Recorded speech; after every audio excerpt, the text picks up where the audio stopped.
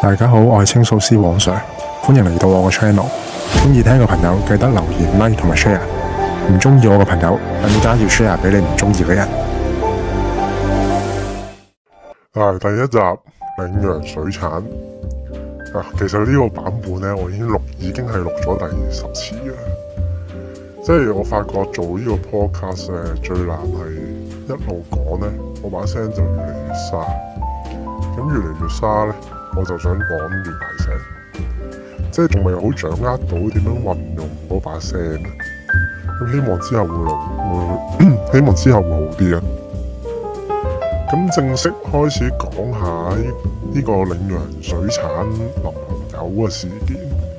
咁話說較早前呢，我喺 Facebook 就睇到呢個香港街市魚類海鮮研究社呢個 page 呢，咁就我哋見到有個 post 啊，咁個內容就係有相啦，咁就係講呢個領洋水產喺黃埔嘅分店呢俾人淋油。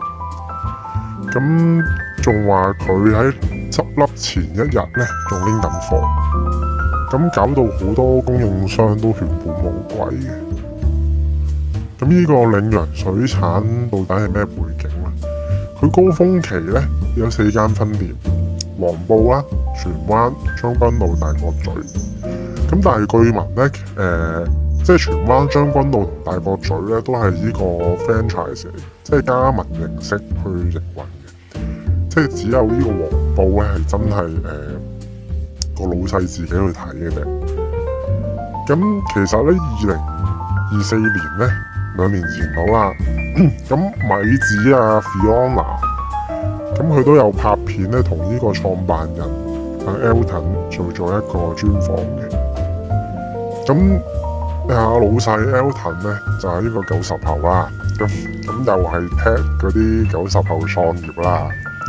咁佢港大畢業之後咧，一直都係從事呢個銀行嘅，咁做呢個風險管理相關嘅工作啦。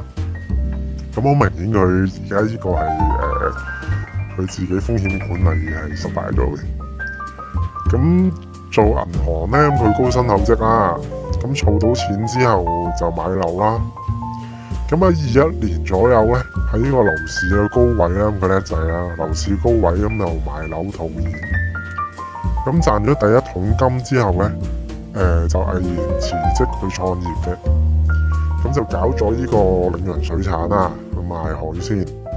咁佢女朋友咧都俾人起晒底噶。咁好似咧都係讀呢個港大 nursing 嘅，就做護士。咁間中咧都喺黃埔鋪頭嗰度咧就幫手。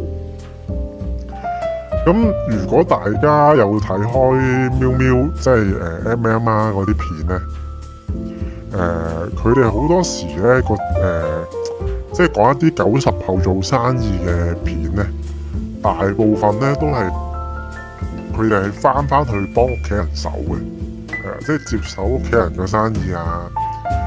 我話阿爸阿媽年紀大啦，咁就算佢哋本身份工唔差咧，咁唔忍心阿爸阿媽咁辛苦，咁咪翻去幫手啦咁樣。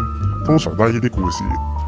咁阿 Elton 特別之處咧，就係佢係100% 係門外漢嚟，即係冇屋企人幫手啊，冇咩細叔伯支持嘅。佢係唔識海鮮，唔識街市嘅運作。係自己衝埋去。咁街市呢行咧，真係好少有後生仔會入行好多都係幫屋企人打工。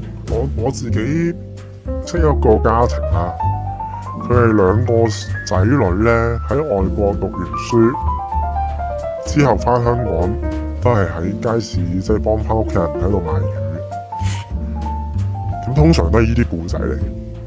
咁領洋就主打係做咩呢？佢係做一啲精品海鮮嘅，咁賣一啲中高檔嘅產品啊，即係例如長腳蟹啊、松葉蟹啊、龍蝦、鮑魚等等。咁所以佢啲鋪頭呢就唔會好大嘅，即係唔係喺啲街市附近啊嗰啲嘅。咁佢特別係紅磡呢個鋪頭咧，黃埔呢度咧，佢係喺條大街度啊，喺蕪湖街嗰度啊。咁得幾個魚缸嘅啫，即係好簡潔乾淨，唔會好似街市咁濕立立。咁其實佢哋生意係幾好啊，即係佢係後生仔啦，又識搞 IG 宣傳啊，搞下啲即係幫人哋拖埋啲海鮮啊，切好晒啊，搞啲打邊爐嗰啲 set 啊，仲搞埋送貨上門啊，所以好多後生仔啊，啲中產幫襯嘅，因為可能啲人唔識揀啦，咁佢信你，咁你個價錢嗱一來。可能啲後生仔又唔識價格，所以你唔識去街市，話邊度平，邊一檔平啲，邊啲質素好啲。喂，咁你又劏好晒，整到靚靚仔仔咁樣送埋上門，咁你呢啲咪抵俾你賺啦，係咪先？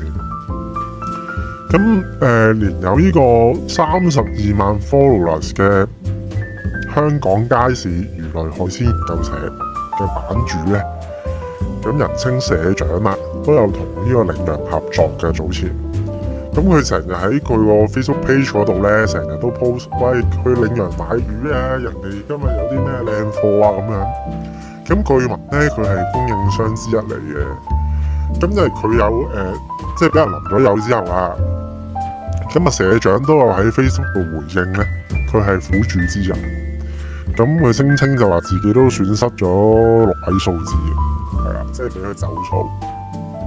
咁點解領養會俾人淋油咧？咁其實淋得你咧，一定就唔止係差錢嘅，一定係包含呢個仇恨啊！即係好撚憎你啊！而家要即係要整你啊！咁阿黃 Sir 咧就問咗魚欄啲大哥嘅，咁其實領養咧係揾到錢嘅，即係佢即係我先都解釋咗點解啦，即係啲佢個路線係行得幾好啊！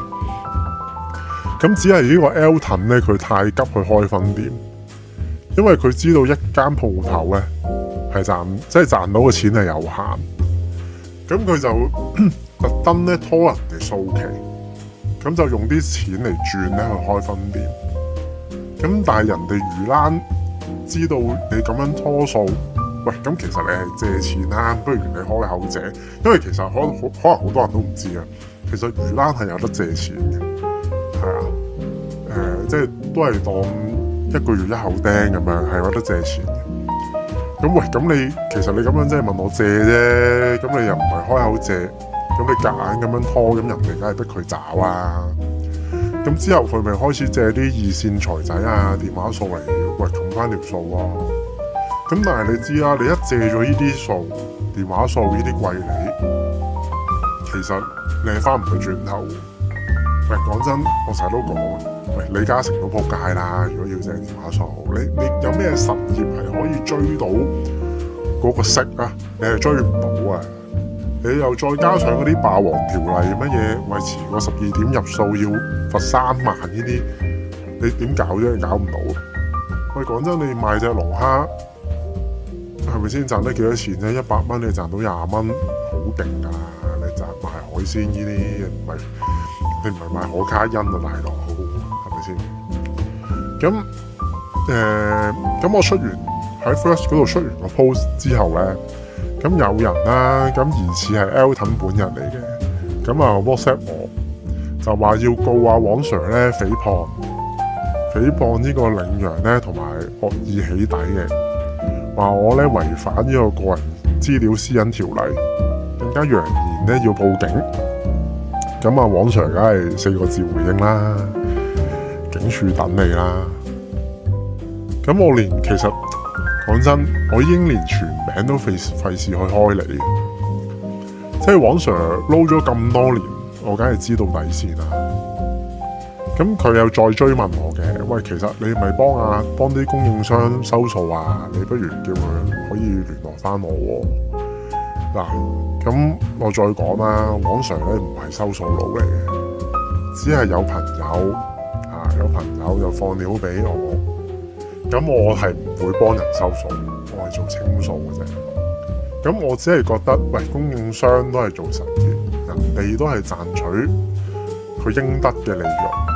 喂，咁你拉閘前一日都仲拎貨，咁即係咩意思咧？係咪先？